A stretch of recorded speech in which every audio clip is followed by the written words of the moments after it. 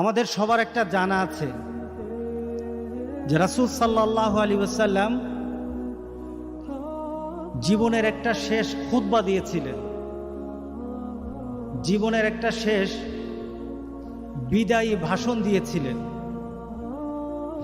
যেটাকে আমরা বিদায়ী হজের খুতবা হিসেবে জানি। গতকাল আরাফাতে মসজিদে নামিরাতে সেই খুতবাটাই দেওয়া হয়েছে। মিডিয়ার কারণে আপনারা শুনেছেন হয়তোবা অনেকে, যাদের আকর্ষণ আছে, যাদের ভিতরে চিন্তা আছে একটু শুনে নেই, হয়তো শুনেছেন, অনুবাদও হয়েছে। আপনার ভিতরে হয়তো একটা ভাবনা সৃষ্টি হয়েছে যে আমি যে খুতবাটা শুনছি, যে খুতবা দেওয়া হচ্ছে, এটা আরাফাতের ময়দান থেকে দেওয়া হচ্ছে। ভিতরে হয়তো একটা জাগ্রত করেছেন একটা মানসিকতা শুনতে শুনতে, আর হয়তো মনের অজান্তে আল্লাহর কাছে বলেছেন, নিজে একটা নিবেদন করেছেন, মাবুদ রব্বুল আলামিন, এবছর হয়তো তুমি সবাইকে সেখানে যাওয়ার তৌফিক দাও নাই, আগামীতে যদি সবাইকে নাও, যাদেরকে নিবা তুমি আমাকে নসিব করে দিও। আপনার ভিতরে চেতনা হয়তো সৃষ্টি হতে পারে। যদি চেতনা নিয়ে আল্লাহর কাছে, ভাবনা নিয়ে আল্লাহর কাছে, চাহিদা নিয়ে আল্লাহর কাছে চাইতে পারেন, রব্বুল আলামিনের ক্ষমতা আছে কিনা আমাদেরকে দেওয়ার? আলহামদুলিল্লাহ। আপনি যেতে পারলেন না, ভিতরে ভিতরে শুধু চিন্তাই ছিল, যদি যেতে পারতাম, যেতে পারতাম, যেতে পারলেন না।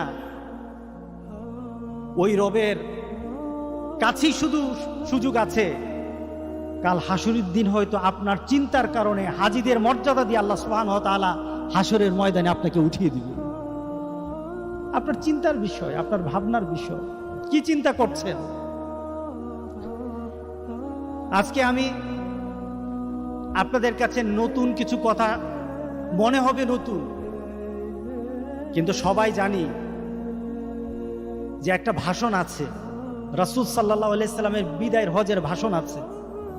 সবাই জানেন না? বিদায় হজের পরে আর রাসূল সাল্লাল্লাহু আলাইহি সাল্লাম মানুষের জন্য, উম্মতের জন্য আর কথা বলে নাই। রাসূল সাল্লাল্লাহু আলাইহি সাল্লাম শেষ কথা বলে গেলেন। এই কথাগুলি আমাদের যদি জানা থাকে, আমি তো মনে করি আমাদের দিলটা বড় হয়ে যাবে, আমি তো মনে করি আমাদের জ্ঞানের পরিধি বেড়ে যাবে, আমি তো মনে করি নিজেকে প্রস্তুত করা জান্নাতের জন্য সহজ হয়ে যাবে ইনশাআল্লাহ। বলি, কি বলেন? জানা দরকার আছে কিনা বলেন? সে আরাফাতের ময়দানে যে আলেম কথা বলেছেন, তার একটা অংশ ছিল রাসূল সাল্লাল্লাহু আলাইহি সাল্লামের বিদায় হজের ভাষণটার কথা ছিল।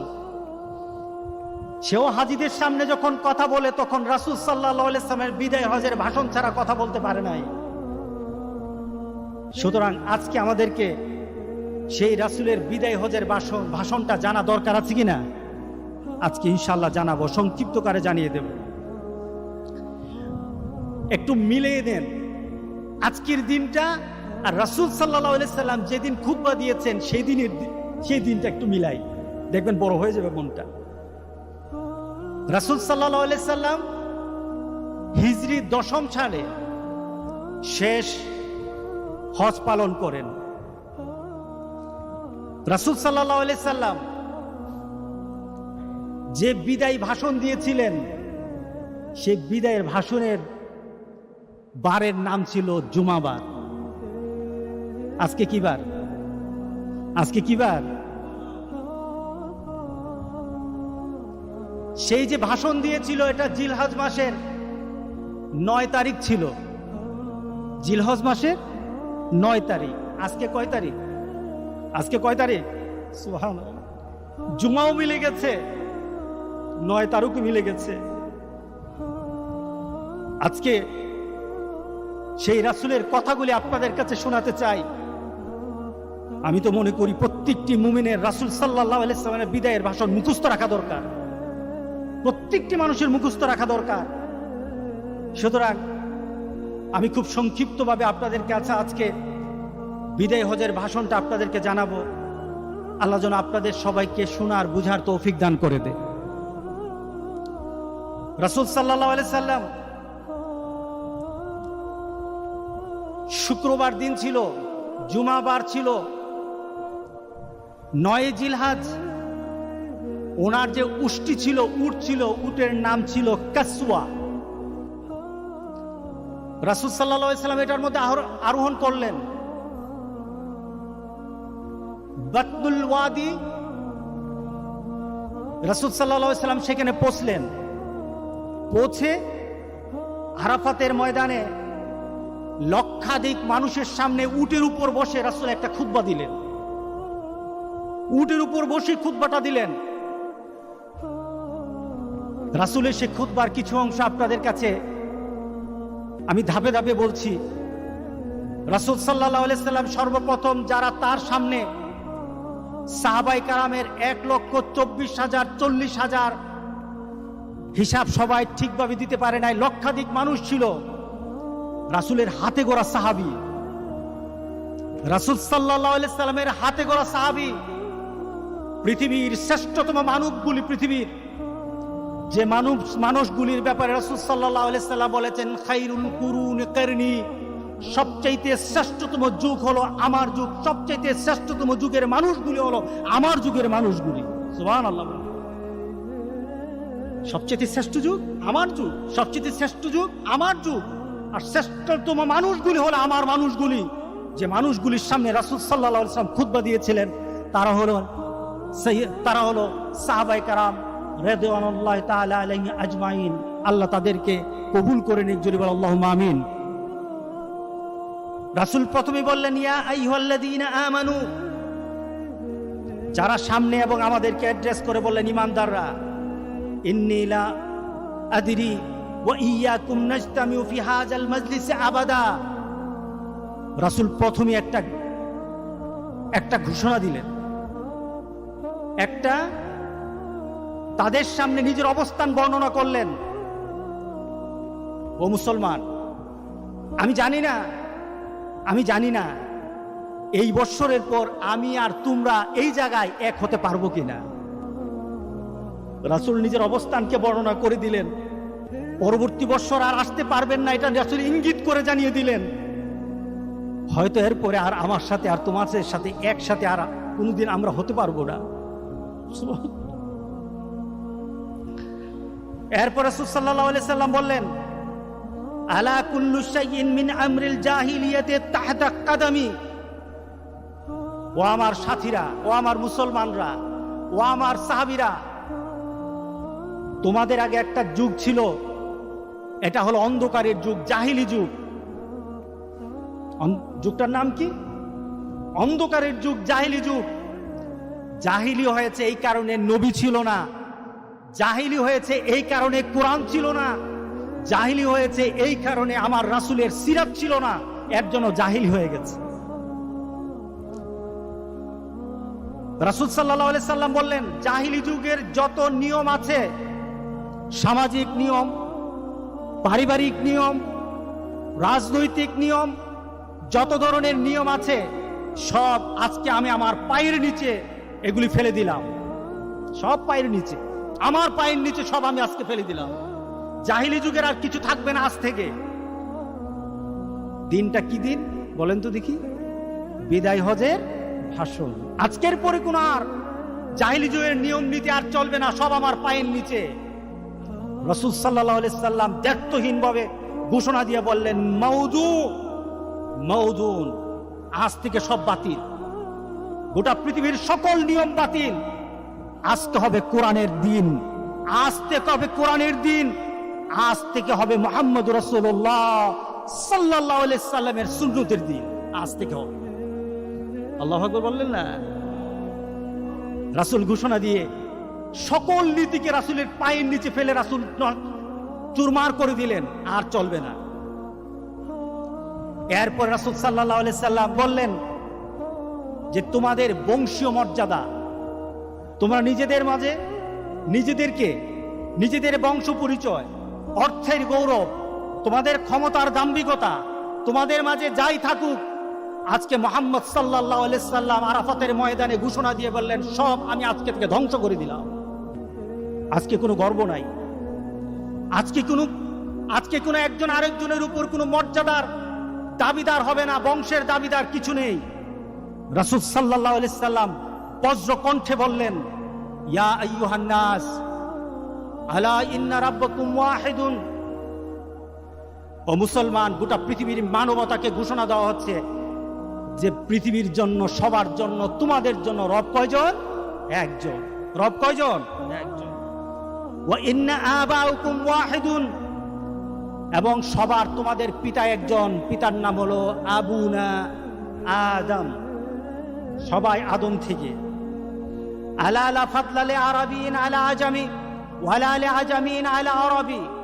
আজকে অনারবের উপর আরবের, আরবের উপর অনারবের, ওয়ালা লি আহমারা আলাল আসওয়াদ ওয়ালা লি আসওয়াদা আলাল আহমারা ইল্লা বিত্তাকওয়া। আজকে অনারবের উপর আরবের, আরবের উপর অনারবের, লালের কালোর উপর লালের, লালের উপর কালোর, কোনো ধরনের কোনো একজনের এই কারণে মর্যাদা হবে না। একজনের বাড়ি সৌদিতে, তার মর্যাদা বেশি, আরেকজনের বাড়ি বাংলাদেশ, তার মর্যাদা কম। আল্লাহর কাছে তা কোনোদিন হবে না। আল্লাহর কাছে মর্যাদার জন্য শুধু একটাই দরকার, ইল্লা বিত্তাকওয়া। যার কলিজায় তাকওয়া আছে তার মর্যাদা আল্লাহর কাছে আছে। সুবহানাল্লাহ, সুবহানাল্লাহ। আরবের লোকের মর্যাদা বাড়বে, রাসূল ঘোষণা দেয় নাই।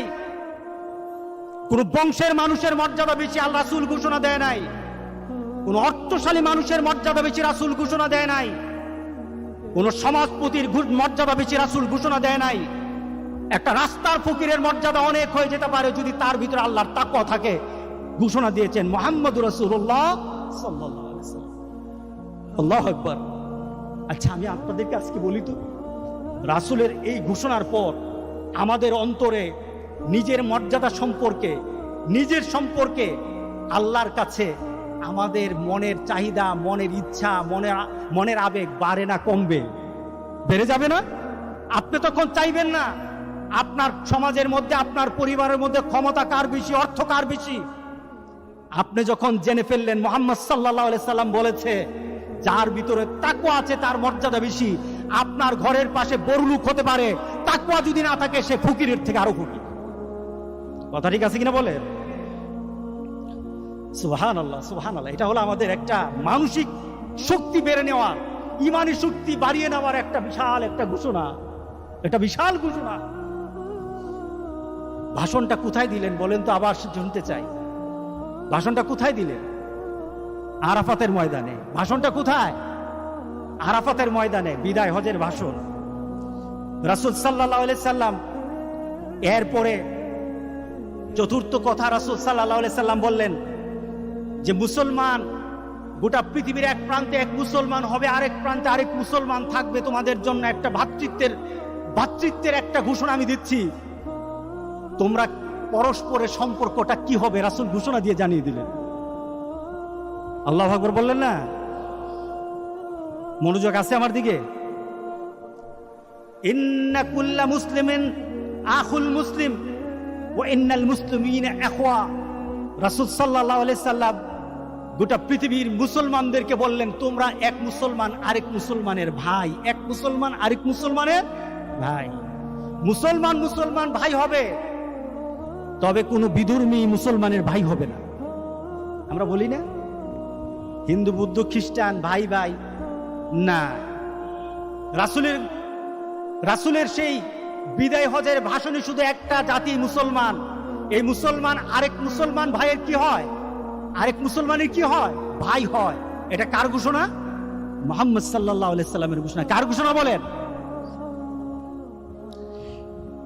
রাসূল সাল্লাল্লাহু আলাইহি সাল্লামের পর বললেন যে তোমরা তোমাদের সামাজিকতা, তোমাদের পারিবারিক অনেক তোমরা বৈষম্য সৃষ্টি করো। বৈষম্য ঘোষণা রাসূল সাল্লাল্লাহু আলাইহি সাল্লাম ঘোষণা দিয়ে বৈষম্য দূর করে দিলেন। বললেন, আরকাকুম আতইমুহুম মিম্মা তাকুলুন ওয়া আকসুহুম মিম্মা তালবাসুন। তোমাদের কাছে যে লোকগুলি থাকে, যারা তোমার ঘরে থাকে, তোমার অধীনস্থ যারা আছে, তাদের ব্যাপারে রাসূল সাল্লাল্লাহু আলাইহি সাল্লাম বললেন যে তাদেরকে তুমি যেটা খাও তাদের জন্য সেই খাওয়াটা পছন্দ করো, তাদেরকে দাও। তোমার পোশাকের মান তাদের যে সাথে যেন থাকে, তোমাদের খাওয়া দাওয়া পোশাকের ক্ষেত্রে তোমার পরিবারে যারা আছে তাদেরকে তুমি সমন্বয় রাখবা। রাসূল সাল্লাল্লাহু আলাইহি সাল্লাম পরিবারের মধ্যে আপনার কর্মচারী আর আপনি গরিব, আকাশ পাতাল পার্থক্য রাসূল সাল্লাল্লাহু আলাইহি সাল্লাম দূর করে গেছেন আরাফাতের ময়দানে। জোরে বলেন কোথায়? জোরে বলেন কোথায়? আরাফাতের ময়দানে। রাসূল সাল্লাল্লাহু আলাইহি সাল্লাম ষষ্ঠ পর্যায়ে ঘোষণা দিলেন। আমি 6টা কথা বলেছি, এখন ষষ্ঠ বলছি, 5টা বলেছি। ষষ্ঠ পর্যায়ে রাসূল বললেন যে তোমাদের বংশীয়, গোত্রীয়, আঞ্চলিক যে যুদ্ধগুলি আছে, ওই সময় একটা যুদ্ধ চলতো। কি যুদ্ধ? দাদার দাদার একটা ঝগড়া ছিল এক গোষ্ঠীর সাথে আরেক গোষ্ঠীর। পরিবারের একটা গোষ্ঠীর সাথে আরেক গোষ্ঠীর ঝগড়া ছিল, একটা গোত্রের সাথে আরেকটা গোত্রীর ঝগড়া চলতো। কত বছর? 100 বছর পর্যন্ত। দাদার দাদা হয়তো দেখা গেছে কারোর সাথে ঝগড়া করছে এক গোষ্ঠীর সাথে, সে তার ছেলেকে বলে যেত মরার সময়, এই গোষ্ঠীর সাথে কিন্তু আমার দ্বন্দ্ব চলতেছে, তোরা এটা কায়েম রাখবি, ঝগড়া করবি, যেখানে পাবি ওইখানে মারবি।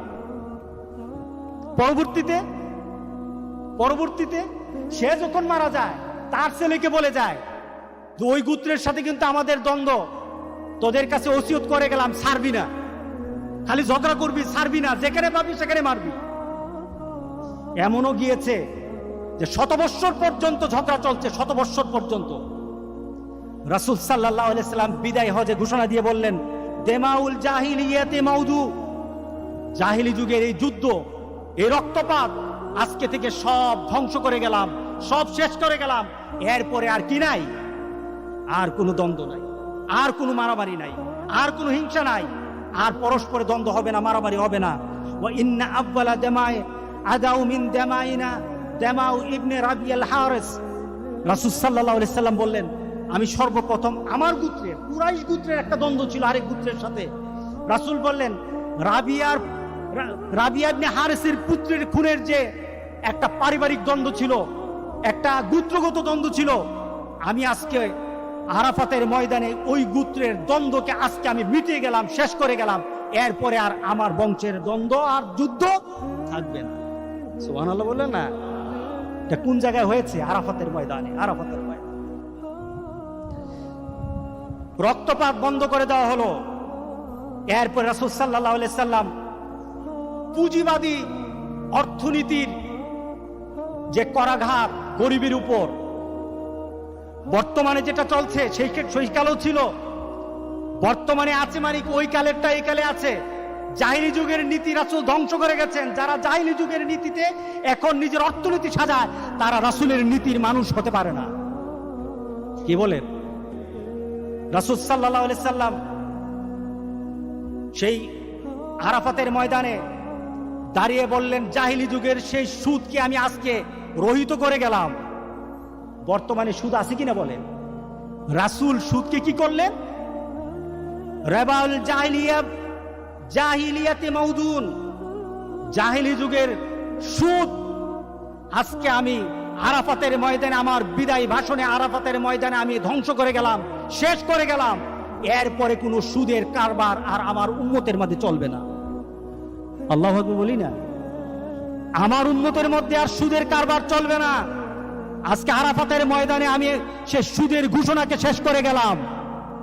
তবে দুঃখের বিষয়, সে আরাফাতের ময়দানের হাজী সাহেবরা অনেকে সুদের কারবার করে, আছে কিনা বলেন? আরাফাতে দাঁড়িয়ে তারা আল্লাহর দরবারে হাত পেতে কাঁদে, আর হজ করে আছে সুদের সাথে, সুদের ব্যবসা করে। বড় বড় ব্যবসায়ী, ব্যাংক লুটেরা, এরা বাংলাদেশের বিভিন্ন বড় বড় ব্যবসায়িক প্রতিষ্ঠানের মালিক, তারা সুদের ব্যবসা করে। কিন্তু আরাফাতে রাসূল সাল্লাল্লাহু আলাইহি সাল্লাম সুদকে হারাম করে গেলেন। হারাম নয়, রাসূল সাল্লাল্লাহু আলাইহি সাল্লাম বলেন, আজকে থেকে সুদের কারবার বাতিল, আমার উম্মত আর সুদ ধরতে পারবে না। আল্লাহু আকবার বলি, আল্লাহু আকবার বলি। রাসূল সাল্লাল্লাহু আলাইহি সাল্লাম এরপরে বললেন, আব্বালু মাদা রেবানা রেবাল আব্বাস ইবনে আব্দুল মুত্তালিব। আজকে আরাফাতের ময়দানে আমি ঘোষণা দিচ্ছি, আমার পরিবার, আমার বংশ আব্দুল মুত্তালিবের যে সুদের কারবার ছিল, ওই সুদের কারবারের সকল কিছু আজকে আমি এটাকে বাতিল করে গেলাম। আজকে আব্দুল মুত্তালিবের আব্বাস ইবনে আব্দুল মুত্তালিবের যে সুদের কারবারের যে টাকা ছিল, সুদের একটা টাকাও দেওয়া লাগবে না, আসল টাকা ফিরিয়ে দাও, সুদ দেওয়া যাবে না। আল্লাহু আকবার, আল্লাহু আকবার।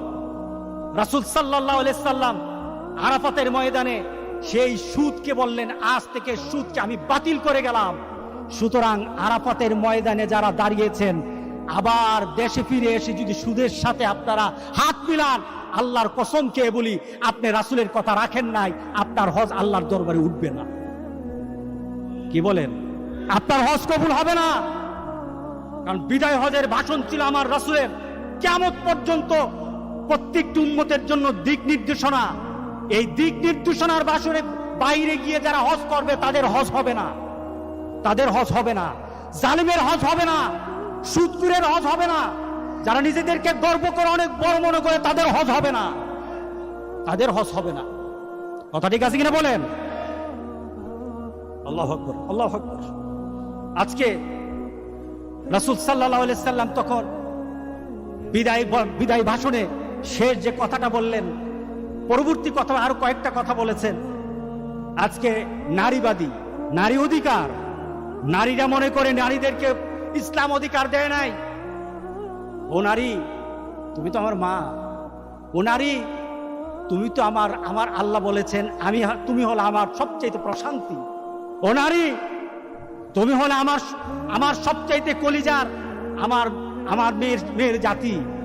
তুমি তো পৃথিবীর শ্রেষ্ঠতম জাতি। তোমার মর্যাদা আল্লাহ রাসূল যা দিয়েছেন পৃথিবীর কেউ দিতে পারবে না। রাসূল সাল্লাল্লাহু আলাইহি সাল্লাম বিদায় হাজে পুরুষের কথা বলে নাই, নারীদের ব্যাপারে সতর্ক করে বলেছেন, ওয়াত্তাকুল্লাহ ফিন নিসা। নারীদের ব্যাপারে আল্লাহকে ভয় করো, সাবধান, নারীদের উপর অত্যাচার করো না, নারীদের উপর জুলুম করো না, নারীদের অধিকারের উপর তোমরা হস্তক্ষেপ করো না। নারীদের যে অধিকার আছে, অধিকার ফিরিয়ে দাও, মর্যাদা ফিরিয়ে দাও, সম্মান দাও। তোমার মা, তোমার স্ত্রী, তোমার মেয়েকে সবচাইতে মর্যাদা দাও। আল্লাহ তোমাকে দুনিয়া, তোমার আখিরাতে শান্তির ব্যবস্থা করে দিবে। কে বলেছেন? মুহাম্মদুর রাসূলুল্লাহ। কখন বলেছেন? বিদায় ভাষণে বলেছেন, ভয় করো আল্লাহকে। এরপর রাসূল সাল্লাল্লাহু আলাইহি সাল্লাম বললেন, ইন্না লাকুম আলা নিসাইকুম হাক্কা ওয়া লাহুম আলাইকুম হাক্কা। তোমাদের যেমন নারীদের উপর হক আছে, নারীরাও তোমাদের উপর হক আছে বলেছেন মুহাম্মদুর রাসূলুল্লাহ। এরপর রাসূল সাল্লাল্লাহু আলাইহি সাল্লাম বললেন যে আরবের যারা বিভিন্নভাবে মানুষের উপর অত্যাচার করে, বিভিন্নভাবে মানুষের উপর অত্যাচার করে, গরিবের উপর বড় লোকের অত্যাচার, ক্ষমতাসীন যারা দুর্বল তাদের উপর অত্যাচার, শাসক সবচাইতে দুর্বল দুর্বলের উপর অত্যাচার। রাসূল সাল্লাল্লাহু আলাইহি সাল্লাম এই ঘোষণা দিলেন সেই রাসূলের বিদায় ভাষণে, ইন্না দিমাকুম ওয়া আমওয়ালুকুম আলাইকুম হারাম কাহুরমাতি ইয়াউমিকুম হাদা ফি শাহরিকুম হাদা ওয়া ফি বালাদিকুম হাদা ইলা ইয়াউমি তালকাউনা রাব্বাকুম। আজকের দিনটা কি দিন ছিল? আরাফাতের দিন। 9 তারিখ কি দিন? জোরে বলেন না, 9 তারিখ কি দিন? আরাফাতের দিন কোন দিন ছিল? গতকাল। আজকে আমাদের কিন্তু 9 তারিখ, কিন্তু সৌদি আরবের কবে ছিল? গতকাল ছিল। এটা হলো আরাফাতের দিন। আরাফাতের দিন সবচাইতে মর্যাদার। আজকের দিনের যেমন মর্যাদা, আজকের জিলহজ্জা মাসের যেমন মর্যাদা, এই শহরের মক্কাতুল মুকাররমার যে মর্যাদা, ঠিক মানুষের রক্ত আর মানুষের সম্মান আর মানুষের সম্পদ, এটার মর্যাদা ঠিক ওই ধরনের।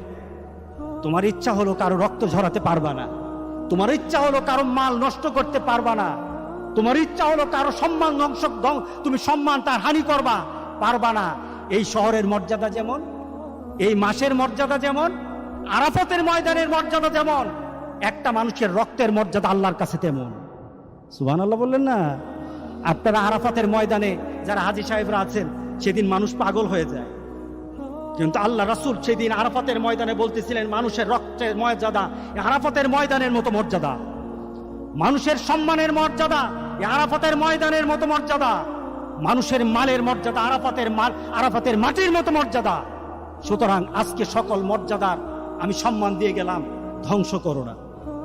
রাসূল সাল্লাল্লাহু আলাইহি সাল্লাম এরপর আরাফাতের সে খুতবার মধ্যে বলছেন যে, খারাপ লাগতেছে কথা বলি? আমি তো বললাম আলেমরা পর্যন্ত জানে না। রাসূল সাল্লাল্লাহু আলাইহি সাল্লাম এরপরে লক্ষাধিক মানুষ তাদের সামনে রাসূল সাল্লাল্লাহু আলাইহি সাল্লাম বললেন, ইন্নী কাদ তারাকতু ফীকুম মা লান তাদিল্লু বাদা ইন আসাইতুম বিহি কিতাবুল্লাহ। রাসূল সাল্লাল্লাহু আলাইহি সাল্লাম কিন্তু এখন আস্তে আস্তে নিজের অবস্থান, পরবর্তী সময়ে রাসূলের অবস্থা কি হবে একটু কথায় রাসূল কিন্তু জানিয়ে দিচ্ছেন। আল্লাহু আকবার, আল্লাহু আকবার। সাহাবায়ে কেরামদের ভিতরে কিন্তু তুলফাল, ভিতরে কিন্তু ব্যথা যন্ত্রণা আরম্ভ হয়ে গেছে। রাসূলের কথার মর্ম কিন্তু তারা একটু টের পাচ্ছেন। রাসূল বলতেছেন, আমি তোমাদের কাছে এমন একটা জিনিস রেখে যাচ্ছি, যদি এটাকে তোমরা আঁকড়িয়ে ধরো, তার মানে কি আমি রেখে যাচ্ছি, তার মানে কি আমি আগামী বছর হয়তো তোমাদের সাথে আর এক হতে পারবো না, আমি হয়তো আগামী বছর আর তোমাদের সাথে এক হব না, কিন্তু আমি তোমাদের জন্য একটা জিনিস রেখে যাচ্ছি, যেটা কি যদি তোমরা আঁকড়ে ধরো, এটার সাথে যদি থাকো, তাহলে কোনোদিন তোমরা পথভ্রষ্ট হবে না। সেটা হলো কিতাবুল্লাহ, এটা হলো আল্লাহর কিতাব। যার সাথে আল্লাহর কিতাব আছে, যেই সমাজে আল্লাহর কিতাব আছে, যেই ঘরে আল্লাহর কিতাব আছে, ওই পরিবার, ওই সমাজ কোনোদিন নষ্ট হবে না, ওই মানুষগুলি কখনো পথভ্রষ্ট হবে না, বলেছেন মুহাম্মদুর রাসূলুল্লাহ। শোনা দিচ্ছেন আস্তে আস্তে। এরপর রাসূল সাল্লাল্লাহু আলাইহি সাল্লাম নিজের নবুয়তের অবস্থা বর্ণনা করলেন, আইয়ুহান নাস ইন্নাহুম লা নাবিয়্যা বাদি ওয়ালা উম্মাতা বাদাকুম ফাবুদু রাব্বাকুম ওয়াসাল্লু খামসাকুম ওয়াসুমু শাহরাকুম ওয়াআদ্দু যাকাতা আমওয়ালিকুম তিবাতান বিহা আনফুসুকুম ওয়া তাহাজ্জুনা বাইতা রাব্বিকুম তাদখুলুল জান্নাতা রাব্বিকুম। যে ঘোষণা দিলেন, ও গোটা পৃথিবীর মানুষ, আমার পরে আর নবী হবে না। দেখুন তো রাসূল কোন দিকে অগ্রসর হচ্ছে। লা উম্মাতা বাদাকুম, তোমাদের পরে আর কোন উম্মত নাই, উম্মতে মুহাম্মদই শেষ, আমার পরে নবী হবে না, আর তোমাদের পরে কোন উম্মত হবে না। 5 ওয়াক্ত নামাজ ঠিকভাবে আদায় করো, 5 ওয়াক্ত নামাজ ঠিকভাবে আদায় করো, রমাদান মাসের রোজাগুলি ঠিকভাবে রাখো, যাকাত দাও, মনের শান্তির সাথে যাকাত দাও, এবং বাইতুল্লাহ হজ করো, এবং তোমার সমসাময়িক যারা ক্ষমতা আছে তাদের কথা মানো। তাদখুলুল জান্নাতা রাব্বিকুম, এগুলি যদি মানো তাহলে আল্লাহ সুবহানাহু ওয়া তাআলা তোমাদেরকে জান্নাতে প্রবেশ করাবে, জান্নাত দান করে দিবেন। এরপর রাসূল সাল্লাল্লাহু আলাইহি সাল্লাম একটা ঘোষণা দিলেন।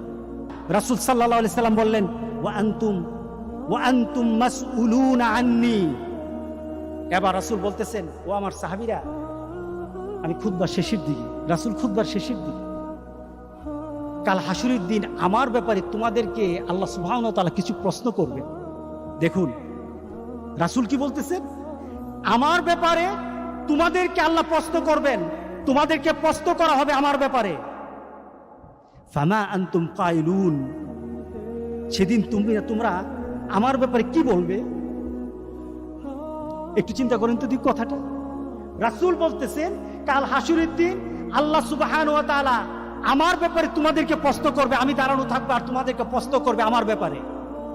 সেদিন আমার ব্যাপারে তোমরা কি বলবে? রাসূলের করুণ চেহারা, সাহাবায়ে কেরামদের কাছে একটা করুণ আবেদন, তখন তুমি আমাদেরকে কি, আমার ব্যাপারে কি বলবে? তখন সাহাবায়ে কেরাম বললেন, ক্বালু নাশহাদু আন্নাকা কাদ বাল্লাগতা ওয়া আদ্দাইতা ওয়া নাসাহতা। তখন সাহাবায়ে কেরাম বললেন, আমরা সাক্ষ্য দেব। সুবহানাল্লাহ বলেন না? আমরা সাক্ষ্য দেব আপনি আমাদের কাছে আল্লাহর যে বাণী আছে সব পৌঁছে দিয়েছেন, আপনার কর্তব্য উত্তমভাবে আপনি পালন করেছেন, আমাদেরকে উপদেশ দান করেছেন। কাল হাসুরের দিন আল্লাহ সুবহানাহু ওয়া তাআলা আপনার ব্যাপারে আমাদেরকে যদি জিজ্ঞাসা করে, আমরা 100 লক্ষ মুসলমান, আমরা 100 লক্ষ আপনার উম্মত, আপনার পক্ষে আল্লাহর দরবার সেদিন সাক্ষী দেব ইনশাআল্লাহ। আল্লাহু আকবার বলেন না? আল্লাহু আকবার। রাসূল সাল্লাল্লাহু আলাইহি সাল্লাম, রাসূল সাল্লাল্লাহু আলাইহি সাল্লাম এটা হলো শাহাদাত আঙ্গুল, আকাশের দিকে উঠালেন। ইয়ারফাউহা ইলাস সামা, আকাশের দিকে রাসূল উঠালেন। সাহাবায়ে কেরাম একদিকে বলতেছে, ইয়া রাসূলুল্লাহ, আপনি আপনার আমানত ঠিকভাবে আদায় করেছেন, আমরা কাল হাসরের দিন আল্লাহর দরবারে সাক্ষ্য দেব। রাসূল সাল্লাল্লাহু আলাইহি সাল্লাম ভীত স্বরে আল্লাহর আকাশের দিকে আঙ্গুলটা এভাবে উঠালেন, এই শাহাদাত আঙ্গুলটা উঠিয়ে বললেন, এবং সাহাবায়ে কেরাম দিকে তাকালেন। ইয়ানকুতুহা ইলান নাস, আল্লাহুম্মা আশহাদ, আল্লাহুম্মা আশহাদ, আল্লাহুম্মা আশহাদ। আয় আল্লাহ তুমি সাক্ষী থাকো, আয় আল্লাহ তুমি সাক্ষী থাকো, আয় আল্লাহ তুমি সাক্ষী থাকো। আমার উম্মতেরা আমার ব্যাপারে যা কথা বলেছে, যে আমি তাদের কাছে আমার কথাগুলি, তোমার দেওয়া কথাগুলি পৌঁছে দিয়েছি, তারা সাক্ষী দিচ্ছে আজকে আরাফাতের ময়দানে তারা সাক্ষী দিচ্ছে। মাবুদ, সেই সাক্ষী তুমি কবুল করো, কবুল করো, কবুল করো। যেন আল্লাহু আকবার। রাসূল আল্লাহর দরবারে সাক্ষী মানতেছে, সাহাবায়ে কেরামদেরকে সাক্ষী মানতেছে যে আল্লাহ তুমি সাক্ষী কবুল করে নাও, সাক্ষী কবুল করে নাও, সাক্ষী কবুল করে নাও। এটা ছিল রাসূল সাল্লাল্লাহু আলাইহি সাল্লামের বিদায় হজের ভাষণ। আরো কিছু কথা আছে, কি বলেন? এই কথাগুলি মানা দরকার আছে কিনা বলেন? আপনি হজ করতে যান, বিদায় হজের ভাষণ জানেন না, দেখা যায় কি ওই বিদায় হজে আমার রাসূলের শেষ কথাগুলি আপনি পালন করতে পারেন না। হজ করার পরে, হজ করে এসে আপনি আবার সেই খারাপ কাজের মধ্যে মত্ত হয়ে যান, হজের কিছু জানেন না।